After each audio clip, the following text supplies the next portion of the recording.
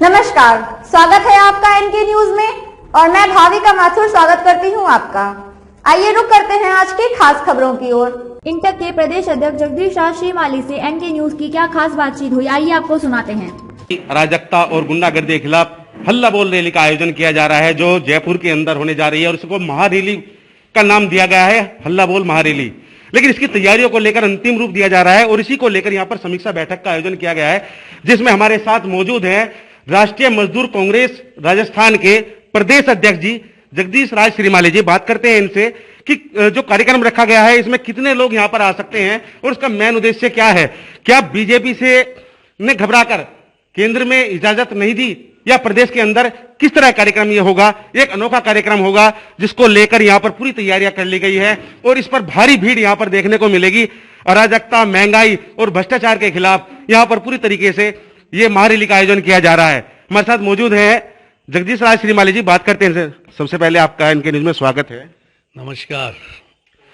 12 तारीख में एक महारैली का आयोजन किया जा रहा है, तो इसकी तैयारियों को लेकर आपके स्तर से क्या इसमें कदम उठाए जा रहे हैं। अखिल भारतीय कांग्रेस कमेटी ने राजस्थान की राजधानी जयपुर में केंद्र की मोदी सरकार के खिलाफ महंगाई, अराजकता, भ्रष्टाचार एवं जन विरोधी, किसान विरोधी, मजदूर विरोधी नीतियों के खिलाफ ये लड़ाई लड़ने के लिए इसको चुना गया है। मैं सबसे पहले तो कांग्रेस पार्टी की अध्यक्ष सोनिया गांधी जी को धन्यवाद देता हूं कि उन्होंने राजस्थान को इसके लिए मौका दिया है।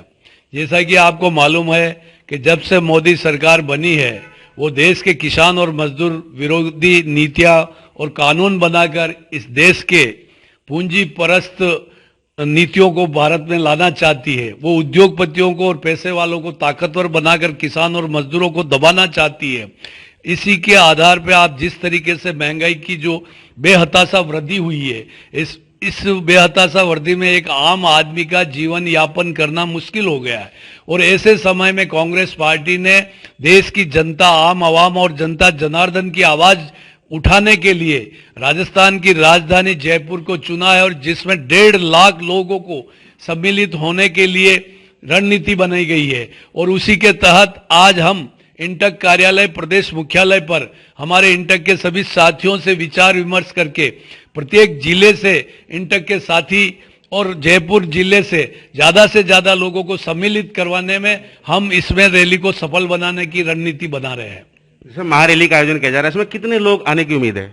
1.5 लाख लोगों को हम इसमें शामिल करने का हम न्योता भेज रहे हैं और हमें उम्मीद है कि 1.5 लाख से ज्यादा ही लोग इसमें शामिल होंगे, क्योंकि कोरोना काल को देखते हुए हमने जो हमारी 3 लाख लोगों को लाने की निश्चय था उसको हमने हमारे पार्टी के नेताओं ने निर्णय किया कि कम भीड़ की जाए, जिससे कि इस समय लोगों की स्वास्थ्य की भी जागरूकता और उनकी चिंता के तहत हमने 1.5 लाख का टारगेट दिया है। इसमें राजस्थान के सिवा क्या अन्य प्रदेशों से भी कोई मुख्यमंत्री या कोई अधिकारी रहेंगे। बिल्कुल, पड़ोसी प्रांतों से हमारे काफी कार्यकर्ता पदाधिकारी भी शामिल होंगे और अन्य प्रदेशों के जैसा और कानून वापस लेना पड़ा ये संदेश उत्तर प्रदेश के किसान जानते हैं कि ये चुनाव को देखकर मोदी ने ये कदम पीछे लिए, ये चुनाव निकलने के बाद वापस ये कदम बढ़ा सकता है, इसमें विश्वास करने योग्य नहीं है।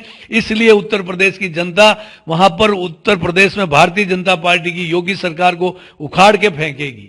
बहुत बहुत धन्यवाद। ये थे जगदीश श्रीमाली जी जो बता रहे थे कि किस तरह से जो इसकी नीति है, बीजेपी की नीति है, वह पूरी तरीके से फ्लॉप होती दिखाई देगी और आगामी विधानसभा चुनाव में कहीं ना कहीं कांग्रेस पार्टी अपना वर्चस्व कायम करने में कामयाब रहेगी। इसके साथ साथ इतना और कहना चाहूंगा मैं कि यहाँ पर जो बैठक का आयोजन किया गया है उसमें पूरी तरीके से रणनीति तैयार कर ली है और आगामी उत्तर प्रदेश के सिवा अन्य प्रदेशों में भी कांग्रेस अपना वर्चस्व कायम कर पाएगी। कैमरा पर्सन के साथ प्रशांत कुमार, एनके न्यूज, जयपुर। भी जागरूकता और उनकी चिंता के तहत हमने 1.5 लाख का टारगेट दिया है। इसमें राजस्थान के सिवा क्या अन्य प्रदेशों से भी कोई मुख्यमंत्री या कोई अधिकारी रहेंगे। बिल्कुल, पड़ोसी प्रांतों से हमारे काफी कार्यकर्ता पदाधिकारी भी शामिल होंगे और अन्य प्रदेशों के जैसे मुख्यमंत्री हमारे छत्तीसगढ़ से वो आएंगे और कांग्रेस के सेंट्रल के पदाधिकारी आएंगे, अन्य स्टेट के प्रदेश अध्यक्ष आएंगे और राजस्थान के मुख्यमंत्री जी अशोक जी गहलोत और गोविंद सिंह जी डोटासरा और हमारे प्रदेश के प्रभारी अजय जी माकन साहब और वेणुगोपाल जी ने जो राजस्थान की इस रैली को सफल बनाने के लिए जो भी मीटिंग की थी और उसमें सब अलग अलग संगठनों को इंटक की तरह एनएसयू, यूथ कांग्रेस, महिला कांग्रेस, सेवा दल को और अग्रिम संगठनों को सारी जिम्मेदारी दी है और इसमें हम सभी कार्यकर्ता तन मन धन से लग चुके हैं। और आज सवेरे भी मेरी प्रदेश कांग्रेस कमेटी के अध्यक्ष डोटासरा जी से मुलाकात हुई थी और आज हम इंटक के जो जयपुर की जिला कार्यकारिणी के पदाधिकारियों से मैं बैठक लेकर इनको सभी जिम्मेदारियां देने के लिए उपस्थित हुआ हूं। जैसे महारैली का आयोजन किया गया था और दिल्ली में इसकी अनुमति क्यों नहीं दी है? क्या बीजेपी कांग्रेस की इस रैली से घबरा गई थी या क्या कारण था उसका?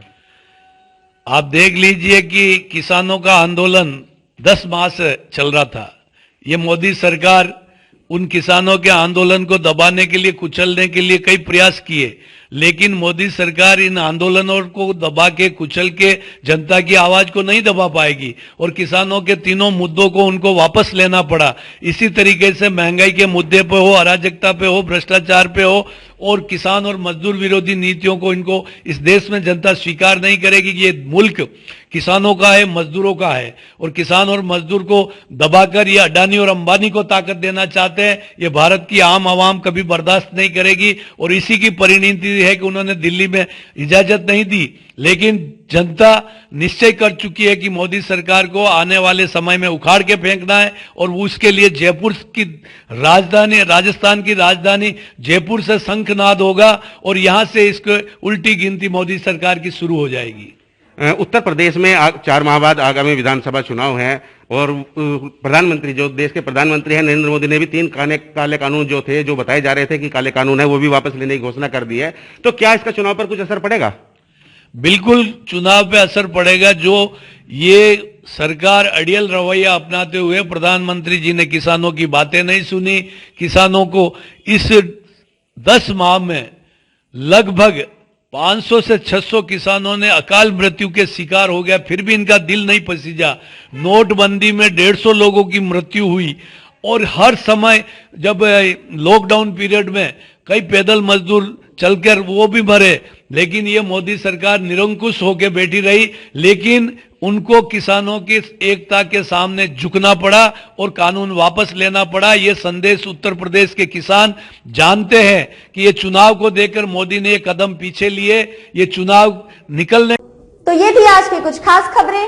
बने रहिए हमारे साथ और देखते रहिए एनके न्यूज। नमस्कार।